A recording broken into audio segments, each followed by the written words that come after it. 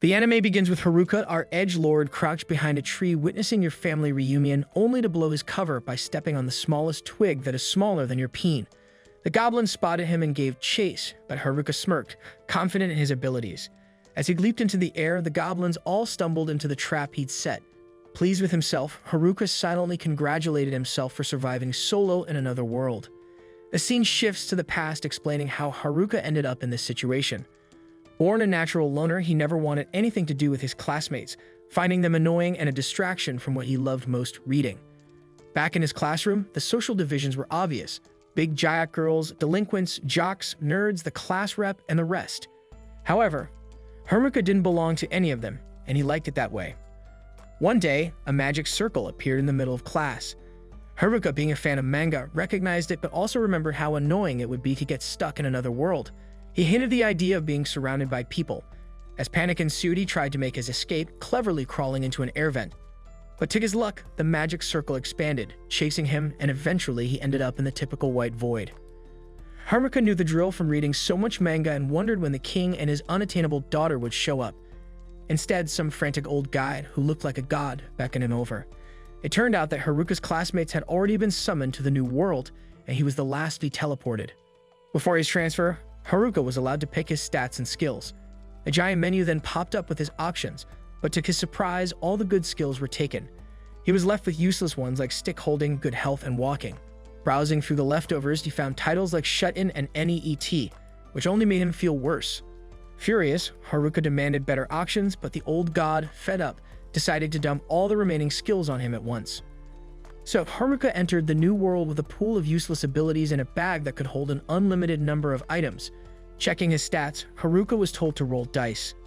Annoyed, he remembered this obscure skill and reluctantly rolled the dice, getting a double M. Not knowing what it meant, he assumed it stood for masochist, expecting the worst. However, his stat screen prompted him to allocate points, so he dumped everything into luck, thinking raw stats wouldn't help him survive with his lame skills. Then it hit him. M stood for max, and his luck stat was now maxed out. Surprised, Haruka noticed 2 extra skills among the sea of worthless ones. Apparently, because he was summoned alone, he received the loner title, which prevented him from joining any parties. He also gained his servitude skill, allowing him to command others, which was cool, but it meant his dreams of a harem were over. Haruka briefly wondered where his classmates were, but it didn't matter since he couldn't join forces with them anyway. Ready to start his adventure, he focused on finding a base of operations. In the forest, denser than your mom, he worried about encountering monsters. He searched for a useful skill, but only thought of one that allowed him to doze off. While sorting through his items, he tried on some contact lenses, which surprisingly gave him the appraisal skill. This helped him find edible mushrooms that boosted his abilities. With his bottomless bag, he grabbed as many as he could, apologizing to the bag for initially thinking it was useless. After drinking some water, he heard a noise in the distance. Following the sound, he discovered a cave. Praying he wouldn't run into any monsters, Haruka decided to make it his base. With his camping gear and temperature magic, he lit a small fire and realized that his supposedly useless leftover skills were turning out to be more helpful than he thought. Haruka checks his stats again and is surprised to see his temperature magic has leveled up, unlocking fire magic. This could be helpful, but he still worries about how he'll handle a monster if one shows up, since right now his only weapon is a stick. Despite these concerns, he ends up falling asleep without a care. The next morning, Haruka wakes to find everything is fine. His items repel monsters, and his shut-in title creates a protective barrier around his base. Now that he has fire magic, starting a fire is much easier, so he cooks himself some breakfast. He uses the beef jerky from his bag and the mushrooms he found the day before. The meal is surprisingly delicious, and Haruka feels grateful for his villager starter bag, though he thinks it's more of a survivalist's kit. Determined to gather more food, Haruka heads out but knows his top priority is figuring out how to protect himself from monsters. Unfortunately, his worst fear comes true when he encounters 2 goblins. Though they're small fry monsters, their stats are higher than he expected. Haruka doubts he can win but realizes he has no choice. Eventually, he'll have to learn how to fight monsters. His stick seems inadequate, but he remembers he has a skill called wrapping, which lets him enhance objects with magic. This makes his stick stronger, and Haruka becomes determined to survive even without any cheat skills. Haruka launches his first ever attack, taking the first goblin by surprise and brutally beating it down. The second goblin tries to strike, but its moves are clumsy, and Haruka dodges with ease. During the fight, he instinctively taps into a new power and eliminates the second goblin. Afterward, he feels proud of his victory and heads back to his base, bringing one of the goblin's clubs with him. However, after comparing it with his enhanced stick, he decides to stick with what he has. Upon checking his stats, Haruka is thrilled to see that he leveled up and his stats have more than doubled. His cane mastery leveled up as well, which confuses him since all he did was swing the stick a few times. He also gained magic infusion, likely from enchanting his stick, and even his calisthenics skill improved, which he jokingly attributes to his habit of never skipping morning exercises. Later, Haruka gets tired of eating mushrooms and longs for meat, but knows the class rep would scold him for being ungrateful. After finishing his meal, he tries out magic infusion on himself, enhancing his physical and magical defenses. His appraisal skill also levels up, but it's still showing question marks on most of his items, which he finds odd. Deciding not to overthink it, he heads back out. While wandering the forest, Haruka feels blessed to find something, but it's just another mushroom. He's tempted to search for meat other than the one below, but reminds himself to practice his magic instead. His enhanced body now feels so light, it's almost like teleporting, and his dexterity has skyrocketed as well. He encounters a more powerful goblin and defeats it easily, gaining enough confidence to believe he could take on a group of 3. However, when he actually runs into such a group, his cowardice kicks in, and he decides to avoid more fighting for the day. By day 5, Haruka manages to defeat a goblin in a single strike and decorates his base with some fancy creations he made using magic. Pleased with how well this new life is shaping up, Haruka feels a sense of accomplishment. That night, while chasing a meaty rabbit, Haruka senses something unusual. To his dismay, it's his classmates. To make it worse, the ones approaching are the delinquents.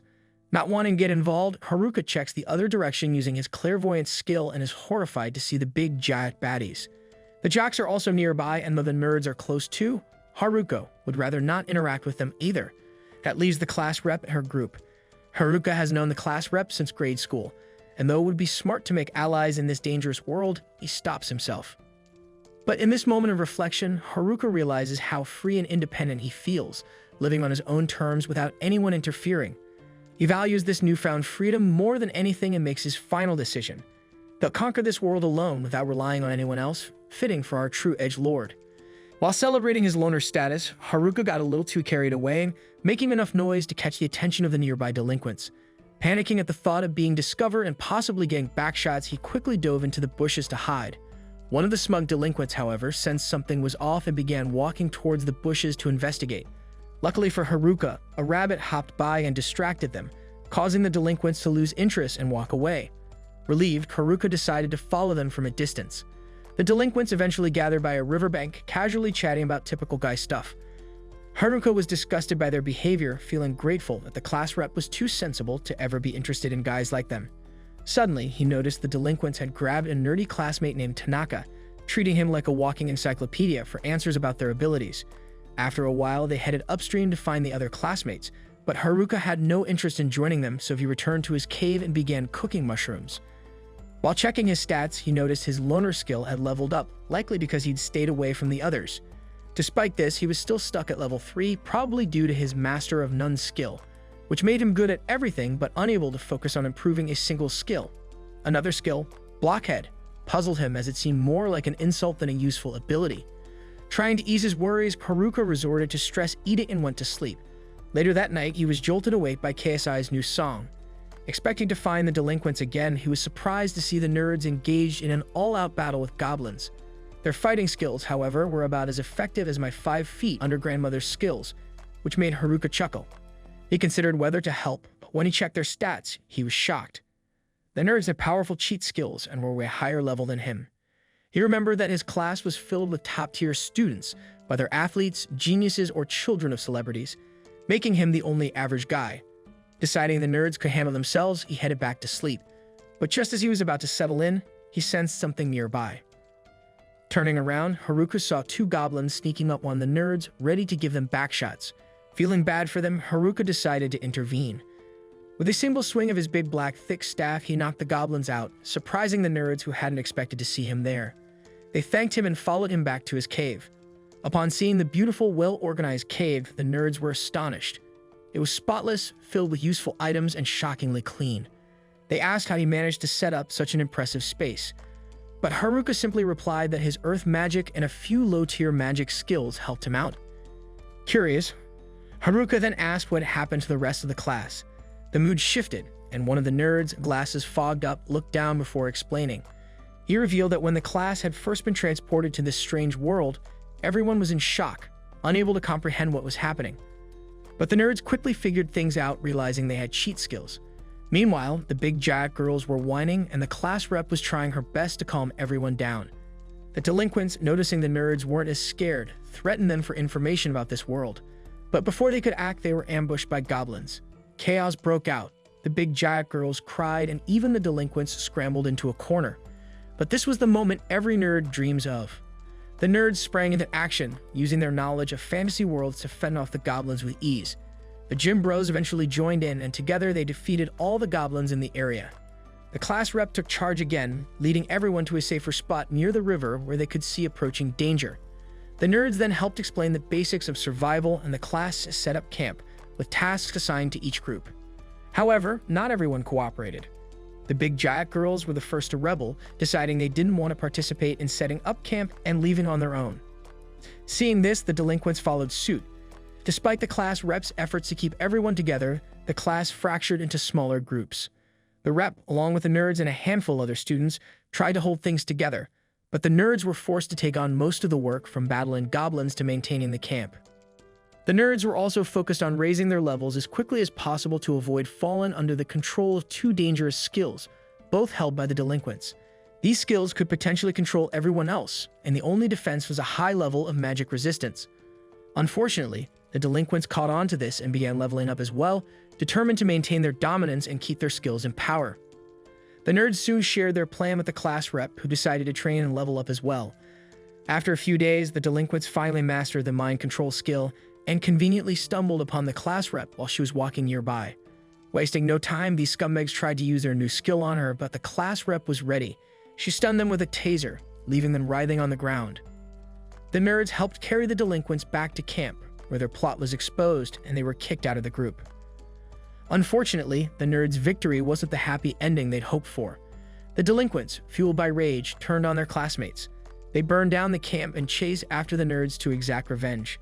The entire camp was destroyed, and no one dared stand up to the delinquents, especially now that they had mind control abilities. This devastated the nerds, who had worked tirelessly to build the camp. To make matters worse, the class began blaming the nerds for everything, saying they shouldn't have provoked the delinquents in the first place. Slowly, everyone turned against them. Only the class rep stood up for them, but the situation had become too awkward. In the end, the nerds decided to leave. Haruka, amazed by what he just heard, hugged the nerds tightly and called them true heroes.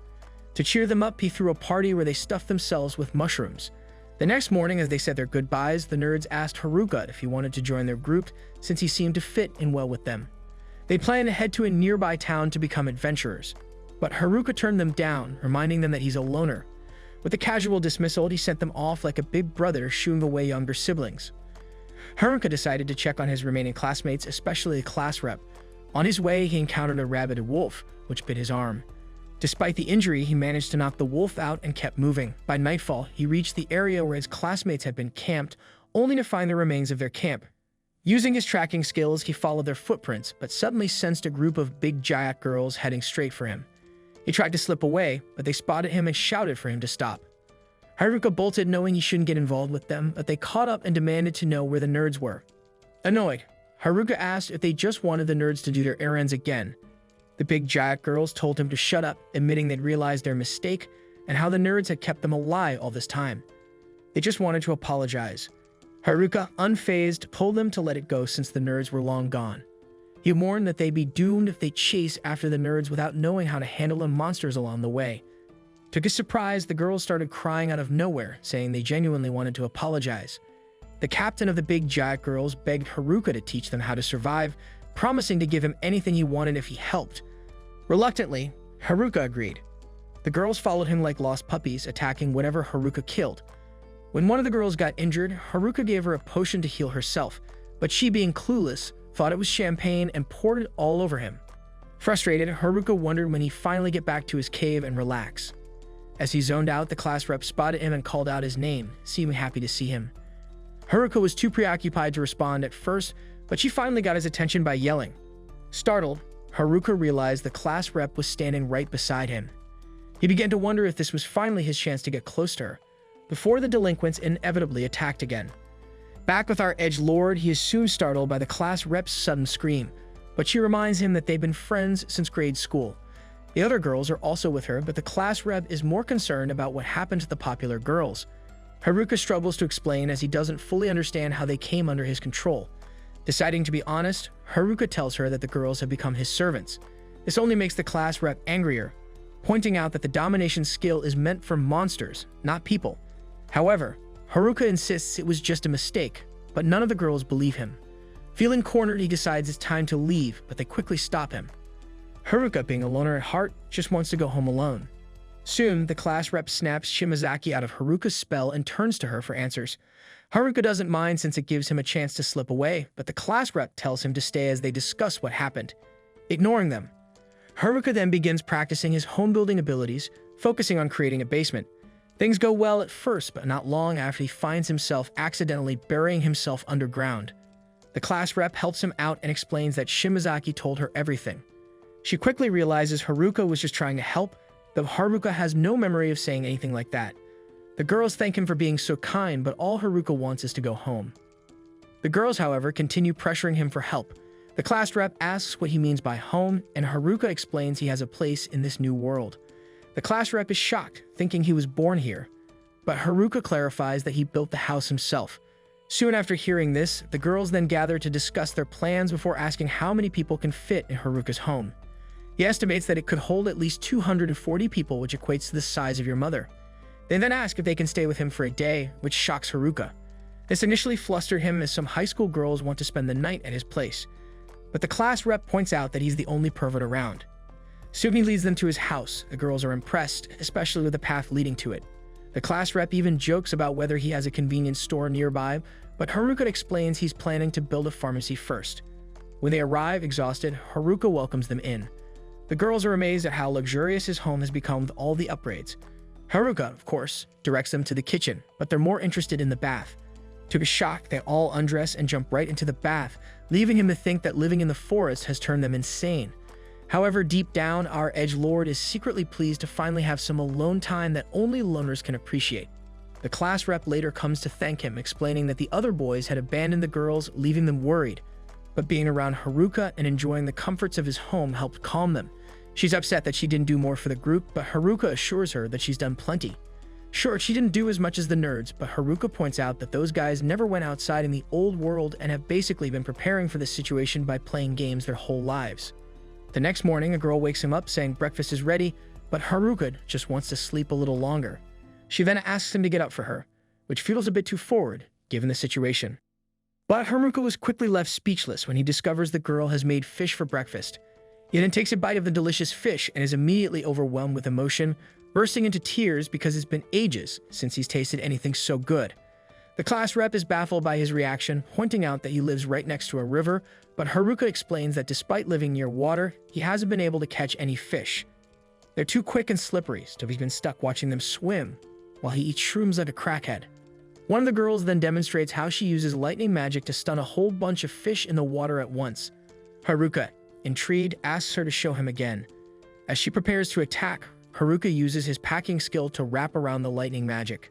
This allows him to manipulate the magic and use it to stun and capture some fish himself. He celebrates his success and even realizes that he has learned the lightning magic skill in the process. However, Haruka isn't exactly sure how it worked, but he explains to the girls that by combining his packing skill with magic, he can acquire the elemental properties of the magic. The class rep is amazed at how overpowered this sounds, but Haruka dismisses it, saying he was stuck with all the worst leftover skills. Even bad skills have their uses, he concludes. The girls are planning to find a nearby town, but they want to level up first. Haruka agrees that leveling up is a good idea, especially if they want to face the nerds again, though the gossip girls clarify that they just want to thank them. When Haruka asks the girls for their current levels, he is shocked to discover they're all over level 16, while he's still only at level 7. He decides to start their training by having them fight some low-level kobolds. Confident, the girls approach the level 3 monsters, but things don't go as planned. They end up knocked out. Haruka is pleased that his magic tent is able to expand, but the girls take advantage of this by gathering inside for a post-battle review. Most leave afterward, but the purple-haired girl from earlier stays behind. She apologizes for her behavior that morning and reveals that she was just testing him.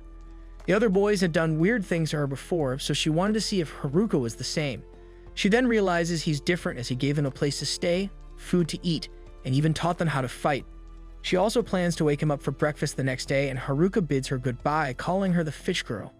The following morning, Haruka enjoys his breakfast as he overhears some of the girls planning a rematch with the kobolds. The class rep intervenes, saying they're not ready yet and need more training. After practicing against some goblins, the girls feel more confident and decide to face the kobolds again.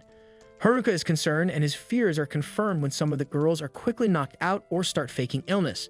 He realizes the class rep's training might not be as effective as she thought. Just when things seem hopeless, a few of the girls team up and manage to defeat the kobolds. They celebrate, declaring that they won't lose to them anymore. Haruka is relieved because this means he can finally return to his peaceful loner lifestyle.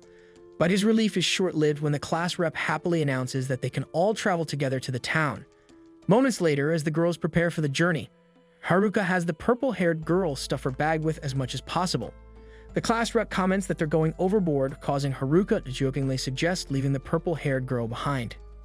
As the group embarks on their journey, Haruka advises the class rep that anything could happen, but he's optimistic, declaring that they just need to stay sharp. Meanwhile, elsewhere in the forest, another student is running for his life. In his panic, he trips over the tiniest pebble imaginable. The person he was fleeing catches up to him, and the student begs for his life, saying he doesn't have the skills the pursuer wants. But the mysterious figure ignores his pleas and mercilessly makes out with him until he stops breathing. The next day, Haruka leads the group through the forest, alert to the possibility that their bullies might be lurking nearby. As the leader, his priority is the group's safety, and the quickest way to ensure that is to reach the city as soon as possible. But the bullies aren't their only worry. The forest itself holds its own dangers. Suddenly, a massive orc blocks their path. Haruka orders everyone to stand back and carefully assess the situation as he faces the creature. The orc swings its club, narrowly missing, giving Haruka a chance to gauge its speed. According to what they know, this type of orc has high resistance to physical attacks, and magic is the best way to defeat it. With that in mind, Haruka opens his menu, browsing his spells across the 4 elements: fire, water, earth, and air. Abilities he'd honed in practical ways, even for chores. Despite the threat, Haruka isn't completely on his own. The orc resumes its assault, smashing a tree Haruka had used for cover. As its swings grow dangerously close, Haruka quickly maneuvers behind it and strikes it with a stick, surprising everyone as the orc collapses with a single hit. Haruka grows pensive, having just stated that orcs are resistant to physical attacks, yet he's defeated one with just a stick. The girls gather closer, puzzled by the odd encounter.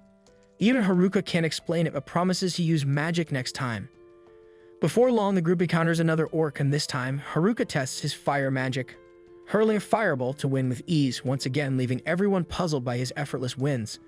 The girls realize Haruka might be too overpowered for a conventional fight, but by nightfall, they're less frustrated, especially with roasted meat at their improvised campsite. A little further off, Haruka uses earth magic to set up a deep pit trap for security.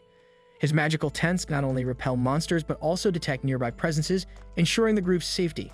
With the camp secure, he maps out the route for the next day, checking the river's location, when he suddenly senses a presence nearby. Rushing to investigate, he spots some figures, fearing it's the bullies, but instead finds friendly athletes. Suspicious of their intentions, Haruka assumes they're after someone in the forest, but they clarify they're actually looking for him. Meanwhile, the girls don't trust anyone from the class. The athlete's leader, however, warns Haruka of a dangerous skill roaming the forest that's more concerning than hypnosis or mind control, a skill called hijack. Haruka recalls hearing of this skill, and the athlete confirms it, but isn't the delinquents who have it, but rather an outsider. Haruka jokingly taunts the athletes, suggesting he might possess the skill himself. They admit it might be better in his hands than in the bullies and ask if he knows how to use it. Embarrassed, Haruka admits he only has the magic of servitude, a concept the athletes aren't familiar with but trust he won't use recklessly. A bit annoyed, Haruka warns them not to underestimate loners. They insist they mean no harm and just wanted to warn him about hijack while monitoring the bullies. Finally, they ask Haruka to pass along their apologies to the girls for past incidents, then take their leave. The next morning, Haruka gathers the team to resume their journey, and he notices the girls seem unusually upbeat, leaving him curious. As he steps aside, the class representative approaches, wanting to discuss his encounter with Kakizaki's group. Haruka mentions their apology, but she has something more serious to say. She reveals she's the one with the hijack skill, surprised Haruka hadn't figured it out sooner. She admits she'd asked Oda's group to keep her hijack skill a secret. Now that Haruka knows, she wonders why he chose to help her despite the skill's deadly nature, one that lets her steal someone's abilities by taking their life. Haruka, unfazed, responds lightly. She explains that hijack is considered the most terrifying and sinister ability. Haruka remarks that even the group of nerds who had sealed away other dangerous skills hadn't touched hers, believing only she should wield it. Touched, the class rep tears up, playfully blaming Haruka for making her cry, and he jokingly dashes off, though she's grateful for his support. Later, the group continues toward the river. Once they reach the spot Haruka had planned, he suddenly dashes forward, testing his magic infusion and using his magic weight skill to make himself lighter. This lets him leap high into the air, hopping from branch to branch until he reaches a great height. Despite his efforts, he still hasn't learned to fly, so he crashes down, nearly losing all his HP. He would have died without his magic infusion, but at least he's found the right path, even if it involved briefly playing bird. Shaken, Haruka tries to explain to the class rep why he returned to the escort team all banged up, but his explanation falls flat. At dawn, the group sets off again, this time taking a faster route. Various events unfold along the way. Despite these incidents, the team stays united, pressing toward their goal. Eventually, the storm clears, and they find the forest's exit with the girls cheering. Haruka, however, remains cautious, scanning the hills for any hidden dangers. Checking his menu, he finds he's learned the airwalk skill from his previous leap. He quickly tests it, using it to scan the area for safety. As they proceed, he spots some locals under attack by monsters. Though he hesitates, uncertain if the strangers are trustworthy, the girls insist on helping. The class rep even promises to fight if they turn out to be bandits.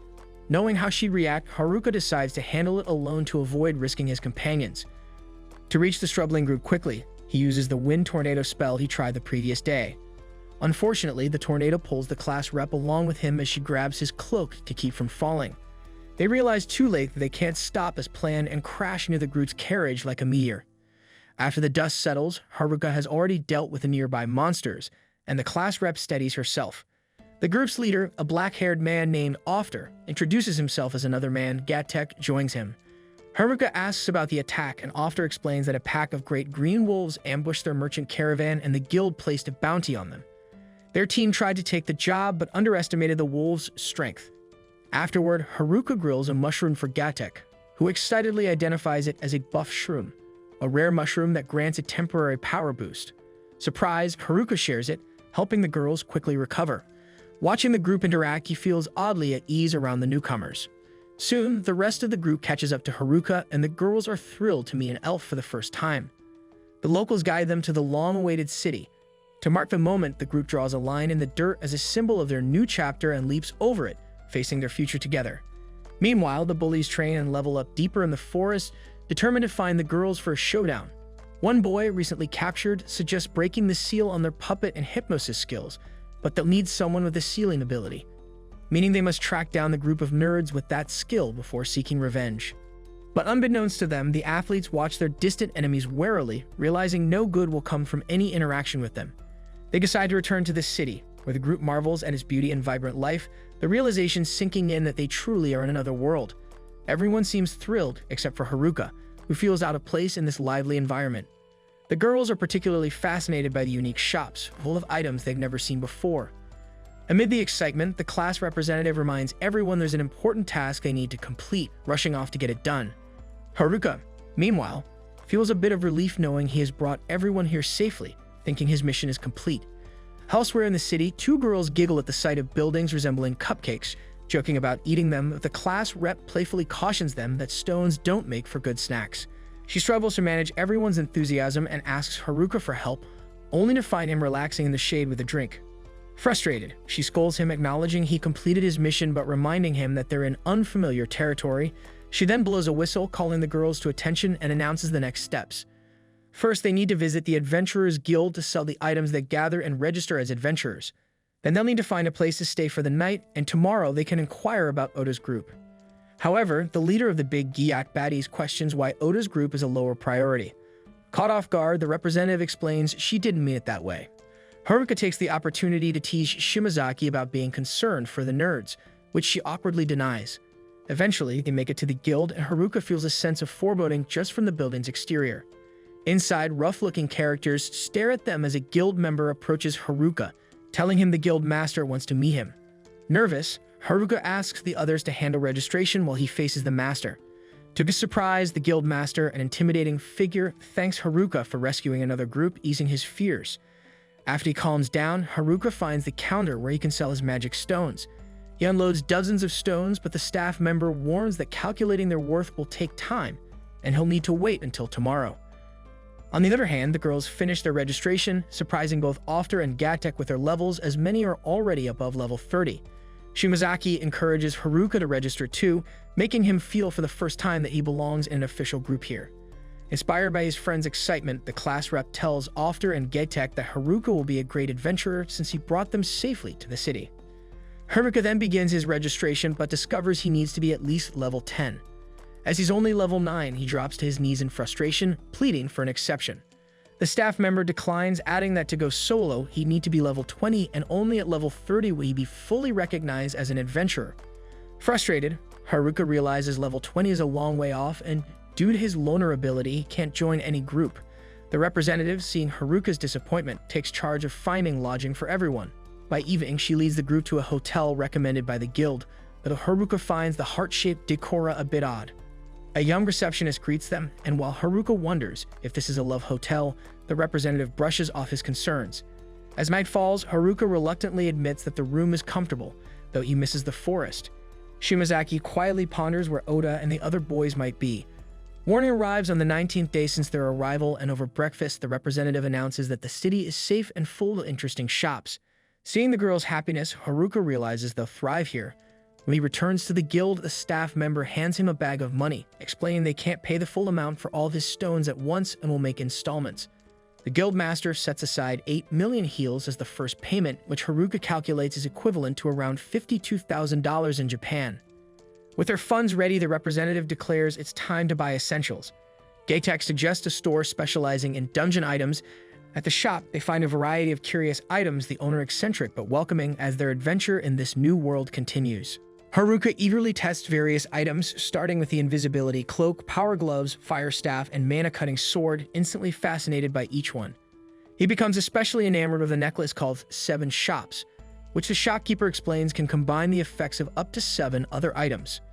Just as he's about to try the mistletoe twig, a tool that enhances magical staffs, the class rep shows up, reminding him it's time to head back to the hotel. Frustrated, Haruka grabs the twig, accidentally activating it and fusing all his gear into the necklace without paying. The shopkeeper, furious at the unintended fusion, demands 10 million heals. Despite efforts by the class rep and Gatek to negotiate, they only manage to reduce the price to 8 million. Haruka ends up completely broke, dashing his hopes of buying more items. Moreover, since he's not yet an official adventurer, he can't leave the city to gather magic stones. With limited options, Haruka decides he belongs in the forest, finding comfort in his invisibility cloak, which is now fused with his simple peasant gear. Using the cloak, Haruka sneaks past his classmates and heads toward the city wall. Just as he's about to make his escape, a few classmates spot him, causing him to crash awkwardly into the wall. His first attempt at escape ends in failure, but he isn't ready to give up. The next day, while the girls prepare for their first mission, Haruka requests to join them but is quickly dismissed by the class rep due to his recent escape attempt. Once they depart, he uses the invisibility cloak to bypass the guards and finally makes it to the forest. Ecstatic, he races back, ignoring all obstacles, including a group of bandits attacking a defenseless girl in a carriage. When the bandits turn on him, Haruka is forced to fight back, summoning a fire bullet to dispatch them. Afterward, he notices his wooden staff is transformed into a cane, likely thanks to the twig or the fire staff he fused earlier. When the bandits recover, they realize Haruka is just a level 9, so they use weapon skills like slash, double, and dash, techniques typically reserved for those above level 20. However, their lack of skill leaves them to exhaust themselves, allowing Haruka to win without much effort. Afterward, the girl in the carriage, who introduces herself as Mariel, a noble with an eccentric personality, thanks him for his help. She reveals that she's the daughter of a local lord and insists that he accompany her the rest of the way for protection, offering a reward as thanks. Although Haruka is set on returning to the forest, her promise of gratitude sways him to accept. As they travel, Mariel asks which city Haruka came from, and he describes it as an unpleasant place with strict rules, especially the Adventurers Guild, which he criticizes openly.